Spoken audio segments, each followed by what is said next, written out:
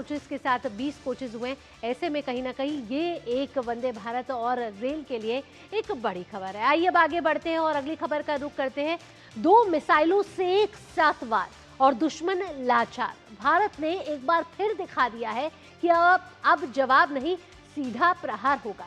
DRDO और भारतीय नौसेना के इस ऐतिहासिक परीक्षण ने यह साफ कर दिया है कि अब हिंद महासागर में भारत की ताकत को नजरअंदाज करना नामुमकिन है। जब एक साथ 2 एंटी शिप मिसाइलें दुश्मन के जहाजों की ओर बढ़ती हैं, तो उनके पास बचने का मौका लगभग खत्म हो जाता है।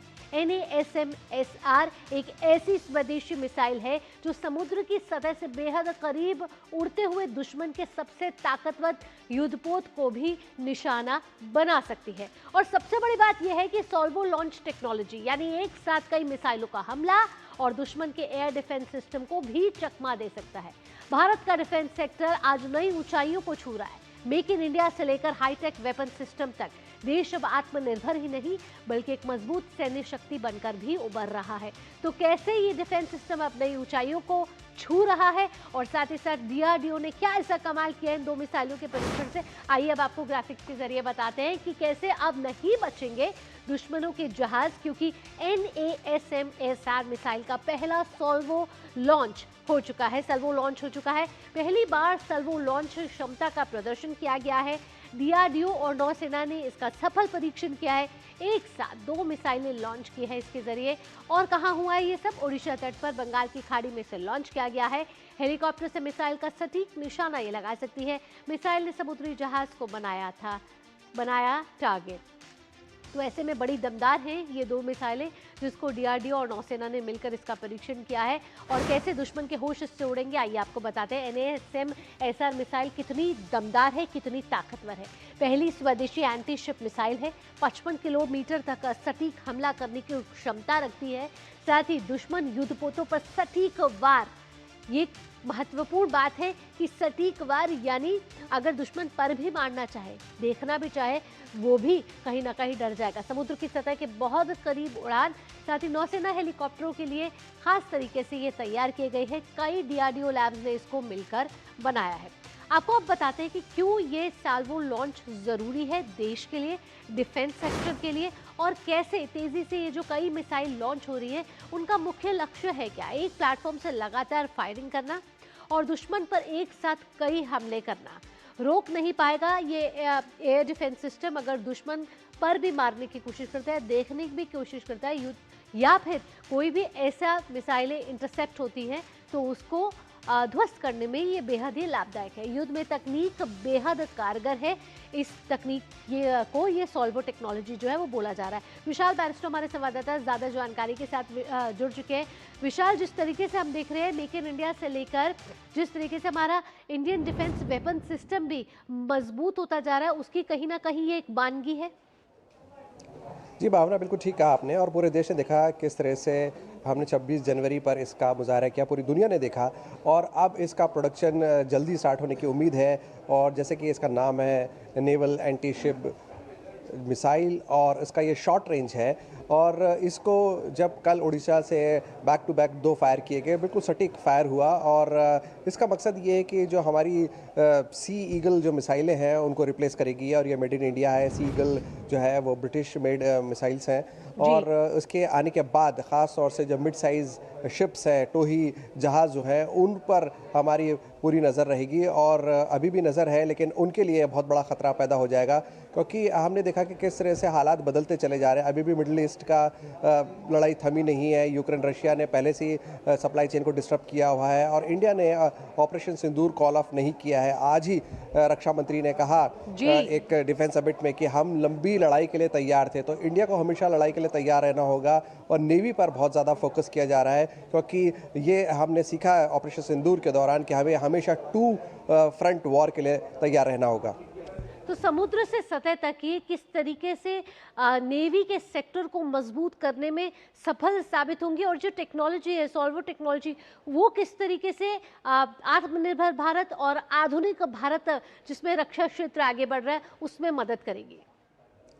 देखिए भावना, जैसे कि मैं आपको बताया कि ये सीगल मिसाइल्स को रिप्लेस करेगी और अभी जो सी किंग हेलीकॉप्टर से इसको फायर किया गया था, तो सबसे पहले ये सी किंग हेलीकॉप्टर में लगाई जाएंगी और हम उम्मीद कर रहे हैं कि जानकारों का मानना है कि 2027 के अंत तक इसका प्रोडक्शन स्टार्ट हो जाएगा और ये प्राइवेट पार्टनरशिप के साथ बनेगी। यानी कि बहुत सारे प्राइवेट प्लेयर्स हैं हमने देखा किस तरह से मोदी सरकार ने प्राइवेट सेक्टर को बहुत ज़्यादा प्रमोट किया है कि मेड इन इंडिया का जो कैंपेन है, मेक इन इंडिया का जो कैंपेन है खासतौर से डिफेंस के अंदर, उसमें प्राइवेट सेक्टर का बहुत बड़ा रोल होगा।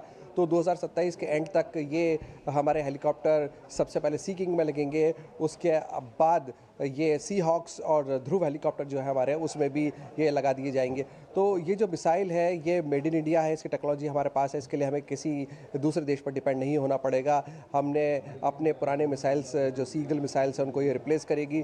तो जो ताकत नेवी को मिलनी है वो धीरे धीरे हमारे DRDO, प्राइवेट सेक्टर और विशाल, आप डिफेंस हमारे सेक्टर। साथ बने रहिए, लेकिन यहाँ तस्वीरें दिखाना भी जरूरी है। अपने दर्शकों को दिखाते हैं वो तस्वीरें जहाँ सफल परीक्षण किया गया, DRDO और भारतीय नौसेना का किस तरीके से सफल परीक्षण हुआ, लॉन्चिंग हुई, और आप देख रहे हैं कि किस तरीके से नेवी सेक्टर के लिए ये बेहद ही महत्वपूर्ण है। और कल उड़ीसा के तट पर ये सारा परीक्षण हुआ है और ये साफ तौर पर दिखा रहे हैं ये शॉर्ट रेंज मिसाइल्स हैं और 55 किलोमीटर के जो रेडियस है उन पे ये मिसाइल जो है बेहद ही कारगर साबित होंगे। विशाल हमारे साथ जुड़े हुए हैं। विशाल, आप अपनी बात पूरी कर रहे थे, आप बता रहे थे कि किस तरीके से इसका उद्देश्य है और इंडियन डिफेंस सेक्टर को ये कैसे मजबूती प्रदान करेगा।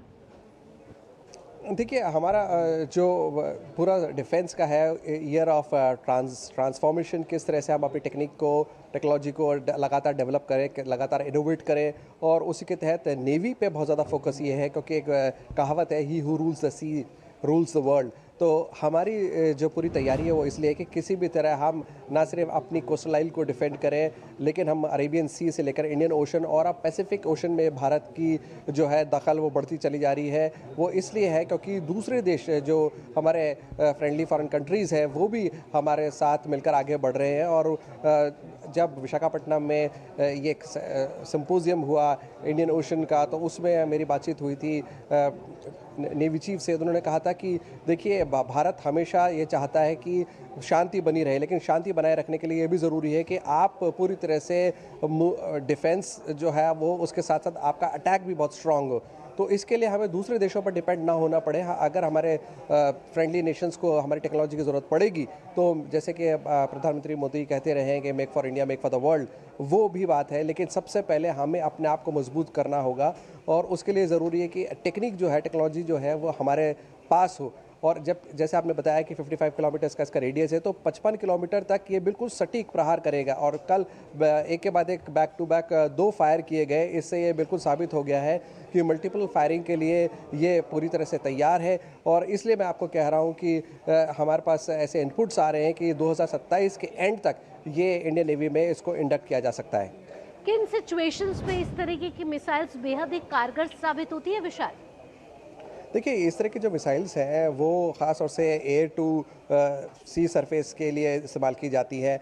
और उसमें ख़ास बात यह है कि जो मिड साइज़ आपके जहाज़ है, जो मीडियम साइज़ के हैं, ख़ास तौर से टोही जहाज़ हो सकते हैं जो आपके इलाके में घुसपैठ कर रहे हैं या आपके इलाके में अटैक करने की कोशिश कर रहे हैं, तो उसमें ये मिसाइलें काफ़ी कारगर साबित होगी। हमारे पास सीगल मिसाइल्स हैं, लेकिन अब ये जो हमारा NASAM SR है यानी कि naval anti ship missile short range, ये उसको रिप्लेस कर देगा।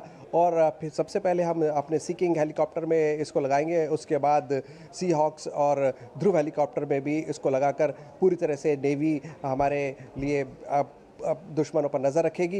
लेकिन जो इम्पॉर्टेंट बात यह है कि इसका प्रोडक्शन प्राइवेट सेक्टर के हाथों में जाएगा और अलग अलग कंपनीज इसको बनाएंगी, तो हमारा प्रोडक्शन तेज़ी से आगे बढ़ेगा। ऐसे नहीं कि हमें एक ही कंपनी पर डिपेंड रहना होगा, मल्टीपल प्रोडक्शंस होंगे और उसके साथ ही नेवी जो है उसको ज़रूरत पड़ने पर अपना साजो सामान हमेशा उपलब्ध मिलेगा।